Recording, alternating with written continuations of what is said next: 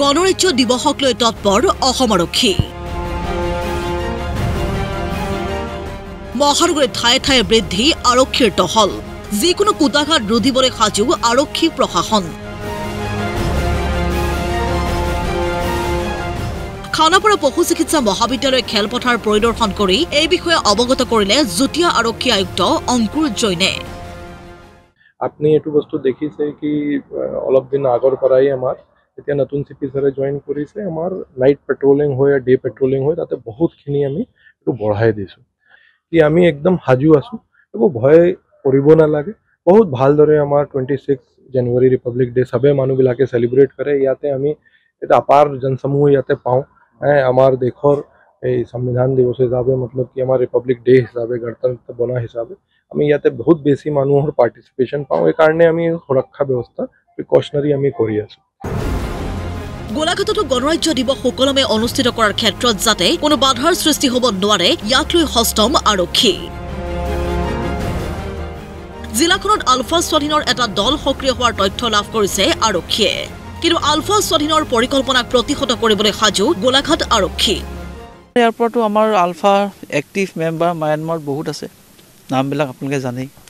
ৰূপম অসমকে আদি কৰি পূৰ্ণিমা আছে আৰু বহুত আছে, প্ৰায় 7 পৰা 10-12জন মান আমাৰ ইয়াতে এক্টিভ আলফা কেডাৰ যি ম্যানমাৰত আছে।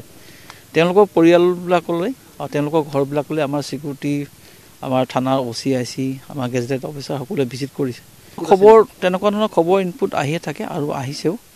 আৰু গণতন্ত্ৰ দিৱসেই হওক বা আপোনাৰ স্বাধীনতা দিৱসেই হওক, তেওঁলোকে তেতিয়া এটা কুটাঘাতমূলক কাৰ্য কৰিবৰ কাৰণে চেষ্টা কৰে। 2-3টামান গ্ৰুপ নামি আহিছে আৰু আমিও সষ্টম হৈ আছোঁ।